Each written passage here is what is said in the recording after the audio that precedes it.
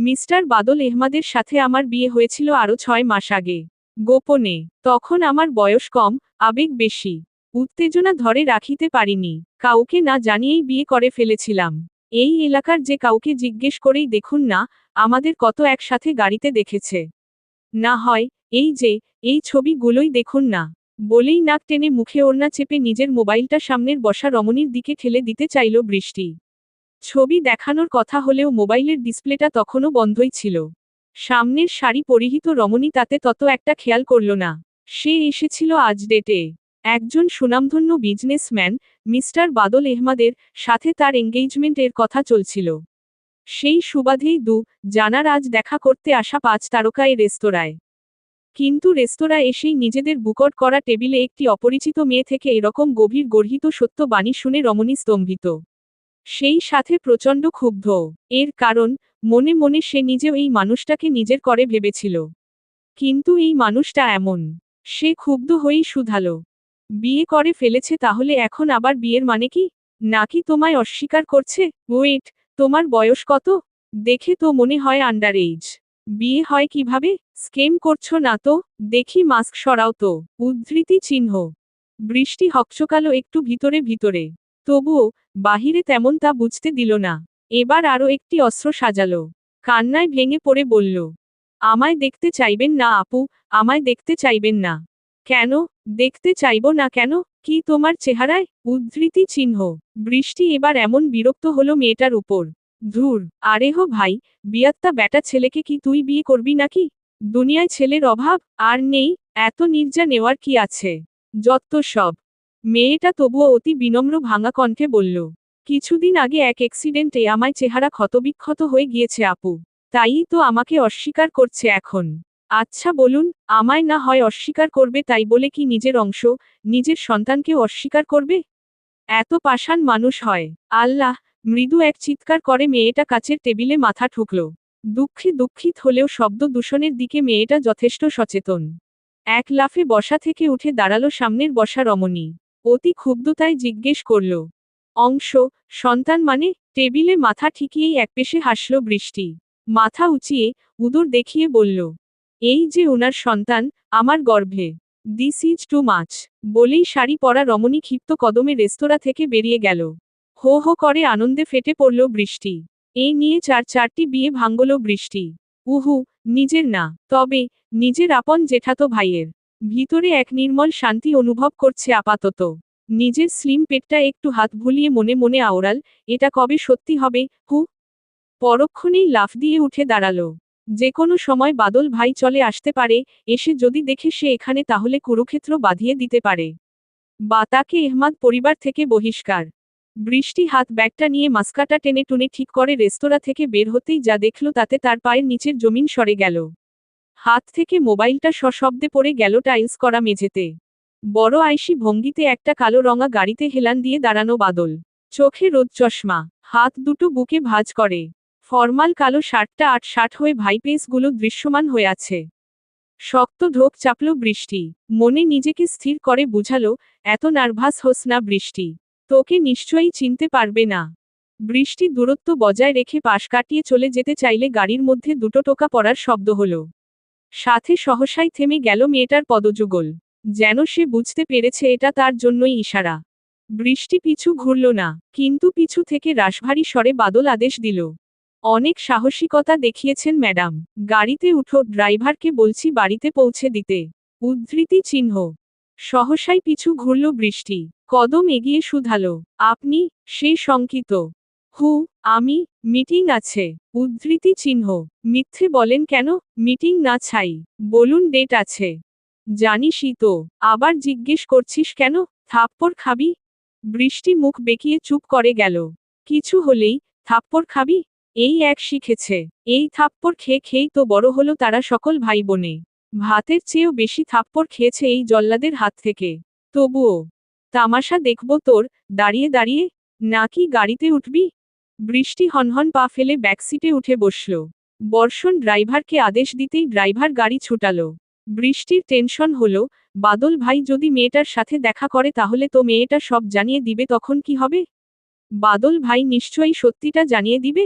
তারপর কি হবে? উনাদের বিয়ে পাকাপোক্ত হয়ে যাবে? কিশোরী মেয়েটার মন আঁধারে ছেয়ে গেল। ঈশান কোণে মেঘ জমল পাল্লা দিয়ে ঘনীভূত হয়ে। তবু মনে মাঝে একটু আসলো না, যদি তাকে ধরে ফেলে যে সেই এতসদিন যাবৎ বিতে গুলো ভেঙেছে, তখন তার কি হবে? এহমাদ ভিলায় রমরমা একটা উৎসব মুখর পরিবেশ। স্বাভাবিক, বাড়ির বড় ছেলের বিয়ের জন্য সকলে কোমরে ওড়না বেঁধে নেমেছে এবার। ছেলেটা বিয়ে করবনে করে ঘুরাতে ঘুরাতে 30 পেরিয়েছে সেই কবে। অথচ এখনো এর তালবাহানা গেল না। যাই নিজেরা মেয়ে ঠিক করল, এর মধ্যে 4টেই অনির্দিষ্ট কারণে বাদ। এর রহস্য কি বাড়ির লোকদের অজানা? তাদের ধারণা, তাদের ছেলেই বুঝি যায়নি দেখা করতে। তবে আজকেরটা নিয়ে তারা যথেষ্ট আশাবাদী। ছেলেকে বারবার ফোন করে অফিস থেকে ঠেলে পাঠিয়েছে মিসেস সায়রা বেগম, ড্রাইভার থেকে কলে এও জেনেছে ছেলে গিয়েছে কিনা। বৃষ্টি যখন বাড়িতে আসলো তখন তার মন বাহিরে আকাশের মতোই অন্ধকার। কালো মেঘে ডাকা। আজ বাহিরের আবহাওয়াও বৈরী। বিকেল হওয়ার আগেই সন্ধ্যার সাজ ধরেছে আকাশ। বর্ষাকালের, বৃষ্টি বাদলের মরশুম বলে কথা। বৃষ্টি আজ মেঘে ঢাকা মন নিয়ে কারো সাথেই বাক্য বিনিময় করল না। তার মা, এ বাড়ির ছোট বৌমা মিসেস ইয়াসমিন শুধালো ড্রয়িং রুম থেকে। আজ এত দেরি কেন বৃষ্টি? কলেজ থেকে আসতে? বান্ধবীদের সাথে ছিলাম, তাই আর কি। আস্তে করে বলেই মেয়েটা উপরে উঠে গেল। ইয়াসমিন বেগম মেয়ের উদাসীনতা দেখে বিরক্ত হলেন। গোজগোজ করে কিছু বলবেন তার আগেই বাড়ির মেজ বৌমা, আতিয়া বেগম কে শুধরে দিলেন। মেয়েটাকে বকিস না ছোট। বাড়ির সবার ছোট মেয়েটা। ব্যস্ত সকল ভাই বোনর। একটু বন্ধুদের সাথে মিশে হাসি খুশি থাকে, এতে মন্দ কি? 2-1 দিন লেট হলে কিচ্ছু হয় না। উদ্ধৃতি চিহ্ন। এহমাদ বাড়ির সর্বকনিষ্ঠ সন্তান হচ্ছে বৃষ্টি। তার থেকে সকল ভাই বোনেরই যথেষ্ট এইজ ডিফারেন্ট। তবুও ভাই বোনদের সাথে বৃষ্টি যথেষ্ট আহ্লাদে থাকে। শুধু একজন বাদে। কিন্তু এই একজনের আহ্লাদেই বৃষ্টি হতে চায়। বলা যায়, না পাওয়া জিনিসে আকর্ষণ বেশি। বৃষ্টিরও তাই। সকলের আদরের বৃষ্টি এই বদরাগী একরোখা মানুষটারও আদর চাই। আহ্লাদ চাই। সেই চাওয়াতেই আজ তার এই দুর্দশা। সন্ধ্যার পর বাড়িতে হুট করেই একটা বিয়ে ভাব ঠিক হয়ে গেল। সকল ভাই বোনেরা কর্মক্ষেত্র ছেড়ে বাড়িতে একত্রিত হল। প্রতিদিনই হয়, তবে আজ ভিন্নতা রয়েছে আনন্দে। সকলের মধ্যে খুশি খুশি রব রইলেও চাপা এক উত্তেজনাও কাজ করছে। সেই সাথে গুঞ্জন তো আছেই। বৃষ্টির এগুলো দেখে কান্না পেল। সে নিজের দিকটা কাউকে বুঝাতে পারল না এখনো। তার এত চেষ্টাও বৃথা গেল। কেউ তাকে বুঝল না। এই যে তার বড় 2 আপা এসে বলে গেল, দ্য গ্রেট মিস্টার বাদলের বিয়ে ফিক্সড হয়েছে। এবং সেটা খুব শিগগিরই। কই তারাও তো তখন তাদের হাওয়াই মিঠাই বৃষ্টির দুঃখ কষ্ট বুঝল না। আনন্দে উল্লাসে নাচতে নাচতে নিচে নেমে গেল ভাইয়ের বিয়ের জন্য। কেউই তো একটু খবর নিল না তার। বৃষ্টি কান্না করল এক দফা। সে এগুলো কিছুতেই মানবে না। ধুর, সে এখানেই থাকবে না। বাড়ি থেকেই বেরিয়ে যাবে, কিন্তু বেরিয়ে কোথায় যাবে? যাবে তার নানুর বাড়িতে। এই তো মিনিট 20 পরই তার নানুর বাড়ি। বেশি দূর না। তার চেয়েও বড় কথা, তার নানু তার কষ্ট বুঝবে। বুড়ি হলেও জ্ঞানে এখনো পাক্কা। বৃষ্টি তার কাছেই চলে যাবে। পারলে ও বাড়িতেই থেকে যাবে চিরদিন। সে আর এদের কারো মুখই দেখবে না। অভিমানী কিশোরী বুকে এক ঝাঁক কষ্ট চেপেই বেলকনি দিয়ে তলা থেকে কাপড় বেঁধে নেমে গেল। পরপর বাড়ির গেট পেরিয়ে গেল। পরিচিত জন রিকশা চালক ডাকল রিকশাতে উঠতে। আজ আর গালে টোল পড়া হাসি মুখে কিছু বলল না। নিজের মতো হেঁটে হেঁটেই সে পথ পাড়ি দিতে থাকল। আকাশে তখন গুরুম গুরুম শব্দ করছে। বৃষ্টির পূর্বাভাস। ঝড় তুফান হবে বলেই আশা করা যায়। বৃষ্টি সেসব কিছুই তোয়াক্কা করল না আজ।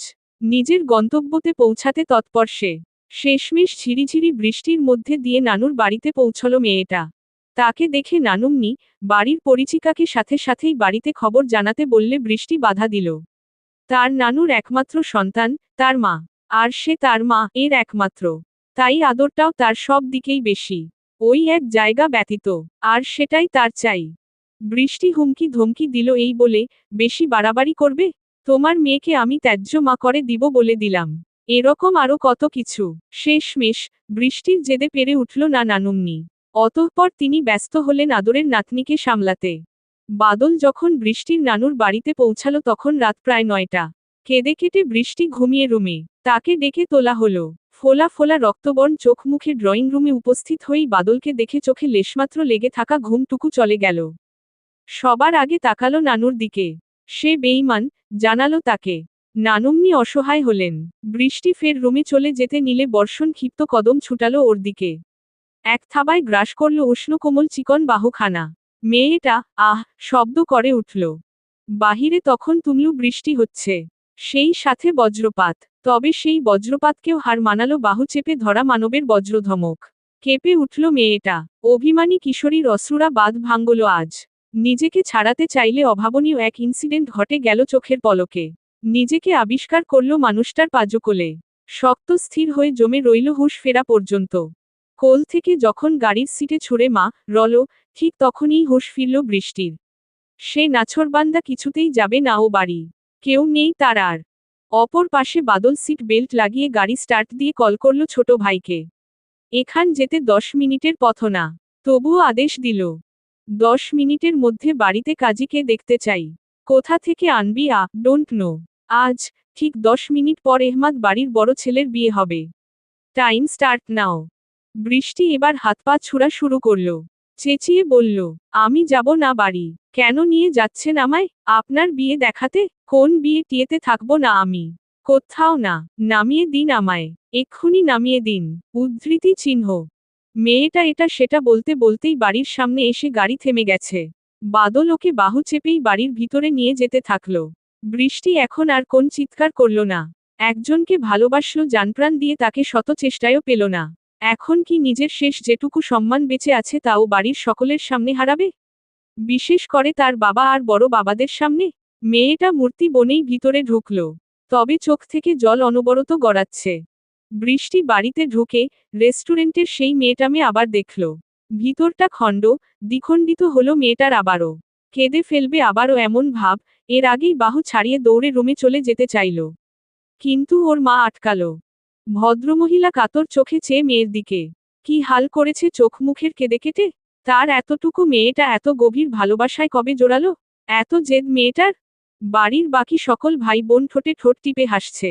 বৃষ্টি ফ্যাচফ্যাচ করে কেঁদে ফেলবে এর আগেই বাদল বলল, এটাকে রুমে নিয়ে যাও ছোট মা। আমার সামনে কাঁদলে মা খাবে। উদ্ধৃতি চিহ্ন। বৃষ্টি দৌড়ে চলে গেল। পিছু পিছু গেল ওর মা। সায়রা বেগম ছেলেকে চোখ রাঙালেন। এই না বিয়ে করবে বলে সকলের নাকে মুখে দম উঠিয়ে ফেলছে, এখন আবার মেয়েটার সাথে এমন করে কেন? সোফা থেকে উঠে আসলো রেস্তোরাঁর সেই রমণী। বর্ষণের কাঁধ ঘেঁষে দাঁড়িয়ে টিপ্পনি কেটে বলল, তুই মারতি পারবি ওকে? উদ্ধৃতি চিহ্ন। না, তো কি কোলে তুলে আদর করব? আদর করবি? তখন তো তাহলে আবার কান্না করবে। তখন উদ্ধৃতি চিহ্ন। Stop it Julia. ওর শ্বাসটা দেখেছিস? এমনি এমনি মা খায় ও। জুলিয়া মেয়েটা ঠোঁট টিপে হাসি সংবরণ করল। বাদলের কথায় আজ রেস্তোরাঁয় গিয়েছিল সে। ভাগ্যিস গিয়েছিল, না হলে এত ভালো এন্টারটেইনমেন্ট সে মিস করে যেত। তার খুব আফসোস হতো তখন। এমন বিচ্ছু আর পাগলাটে মেয়েও হয়, তার জানা ছিল না। খুব হটকারিতার সাথেই শুভ বিবাহ সম্পূর্ণ হয়ে গিয়েছে এহমাদ বাড়ির বড় নাতির। বাড়ির সকলে বিস্ময় প্লাস আনন্দ নিয়েই হুটোপুটি করছে। বাড়ির এ দুই ছেলে মেয়ের বিয়ে, এ যেন বিস্ময়কর এক জাদুকরী বিষয়। এহমাদ গিন্নি থাকলে খুব খুশি হতেন। জীবিত কালে তিনিও এই ইচ্ছা পোষণ করেছিলেন এককালে। তবে বড় নাতি আর ছোট নাতনির বয়সের এই বিস্তর ফারাক দেখে কখনো গলায় জোর ঢেসলে কিছু বলেননি। বলা বাহুল্য, বড় নাতি আর ছোট নাতনির বয়সের পার্থক্য প্রায় 13-14 বছর। তখন বৃষ্টিও ছিল খুব ছোট। বৃষ্টি বসে আছে জমে। ওর গায়ে একটা খয়েরি রঙের শাড়ি, যার আঁচল মাথায় তোলা। ও বসে আছে নিজের রুমেই। সে এখনো যেন কোন ঘরে আছে। সব কিছু অসম্ভব ঠেকেছে তার কাছে। বাড়ির বড়রা সকল ছেলে মেয়েদের নিজেদের মতো ছেড়ে দিয়ে নিজেদের রুমে চলে গিয়েছে। অপার্থিব এ ঘটনায় তারা নিজেরাও বেশ খুশি হয়েছে। যেখানে ছেলে মেয়ে দুটো একে অপরকে চায়, এর থেকে খুশির আর কি? বৃষ্টির বোন দুটো হাসাহাসি করছে ওকে নিয়ে। জুলিয়া ওদের রেস্টুরেন্টের সকল কথা বলেছে। মেয়ে দুটো হেসে কুটি কুটি। বৃষ্টি অন্যমনস্ক বিদায়, এগুলো তার কর্ণপাত হলো না হয় লজ্জায় মেয়েটা নির্ঘাত মাটিতে মিশে যেত। একটু পর বৃষ্টির এক জেঠাতো ভাই এসে ওকে ওই রুমে দিয়ে আসতে বলল। সকলে ওকে উঠাতেই বৃষ্টি ভ্যাবলাকান্তের মতো জিজ্ঞেস করল, কোথায়? কেন? তোমার বাচ্চার বাবার রুমে। বলেই জুলিয়া হাসিতে ফেটে পড়ল। আরক্তিম হলো বৃষ্টির গাল জোড়া। মেয়েটা বর্ষণের ফ্রেন্ড হয়। বৃষ্টি চিনত না, চিনলে নিশ্চয়ই এদের ফাঁদে পা দিত না। ওকে যখন ওই রুমে নিয়ে যেতে উদ্বুদ্ধ হলো সকলে, বৃষ্টি চোখে মুখে অন্ধকার দেখল। হাজার আকুতি মিনতি করল, সে ওই রুমে যাবে না। রুমের দরজা ধরে আকরে রইল একবার। একবার রুমের পর্দার সাথে ঝুলে রইল। আরেকবার দেয়ালের সাথে লেপ্টে রইল।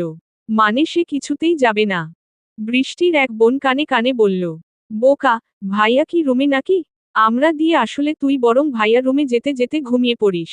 নয়তো আবার তোর রুমে চলে আসিস। কি বলিস? বৃষ্টি সাহস পেল। না, আইডিয়া মন্দ না। এমনটা করাই যায়। খুব সাহস নিয়ে সকলে যখন বর্ষণের রুমের দরজার সামনে দাঁড় করিয়ে গেল। দুরু দুরু বুকে মেয়েটা ভিতরে পা দিল একটা। অন্ধকার রুম, তার হৃৎপিণ্ড ফেটে বেরিয়ে যাবার মতো অবস্থা। লাগামহীন ঘোড়ার মতো ছুটছে অস্থির শ্বাস প্রশ্বাস। এত অস্থির কেন লাগছে? লোকটা তো নেই, তবুও এমন লাগছে। দরজা পেরিয়ে ভিতরে ঢুকতেই পিছনে সপাত করে দরজা বন্ধের শব্দ হলো। চমকে উঠে পিছু ফিরতে চাইল মেয়েটা, কিন্তু শাড়িতে পা বেঁধে পড়তে নিল। এক জোড়া বলিষ্ঠ হাত আগলে নিল ওকে। এক হাতে চেপে ধরল কোমর, আরেক হাতে পিঠ। মেয়েটা নিঃশ্বাস নিতে ভুলে গেল যেন। ভিতরের হৃৎপিণ্ড যেন কার্যক্ষমতা হারিয়েছে। নারী দেহ কাঁপছে থরথর করে। বাহিরে তখনও তুমুল বর্ষণ। বিদ্যুৎ চমকানোর আলোয় রুম আলোকিত হচ্ছে ক্ষণে ক্ষণে। হ্যাপি তো, কানের কাছে হিসহিস করে শুধালো বলিষ্ঠ মানব। পিঠে অবস্থিত হাত ততক্ষণে পিঠয় বেয়ে ঘাড় ছুঁয়েছে। কোমরের হাতের বন্ধন আরও গাঢ়। ভিতরের লাভ ডাব শব্দে মেয়েটার হাত পা ভেঙে আসছে। কয়েক কদম পিছিয়ে গিয়েছে ইতিমধ্যে জনাই। দেয়ালে ঠেকেছে মেয়েটার বাঁকানো দেহ। জড়িয়ে যাওয়া কণ্ঠে কেবল বলতে পারল, হু হু।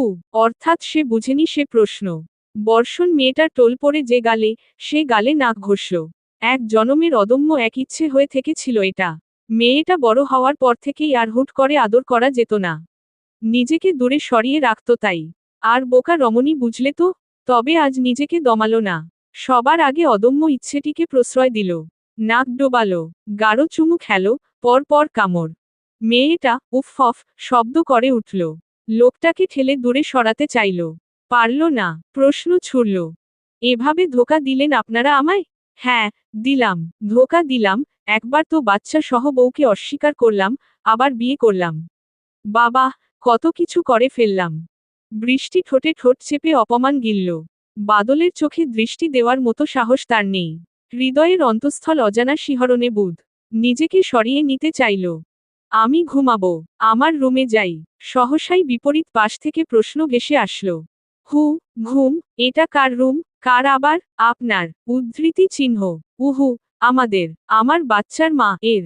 বৃষ্টি লজ্জায় দাঁত দ্বারা ওষ্ঠ দর্শন করল।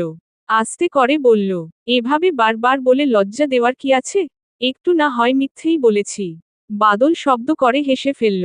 ওকে টেনে বুকের সাথে মিশাতে মিশাতে বলল, উহু, মিথ্যে নয়, সত্যই তো। কই, এই যে, তুই এখন আমার বাচ্চার মা হবি। বৃষ্টি অবুঝের মতো বলল, এখন কিভাবে? উদ্ধৃতি চিহ্ন। বাদল হেসে ফেলল। অতি শখে মেয়েটার বুদ্ধি লোপ পেয়েছে। ওকে পাজুকোলে তুলে বিছানায় যেতে যেতে বলল, কেন? প্রসেসিং এর মাধ্যমে। উদ্ধৃতি চিহ্ন। সমাপ্ত।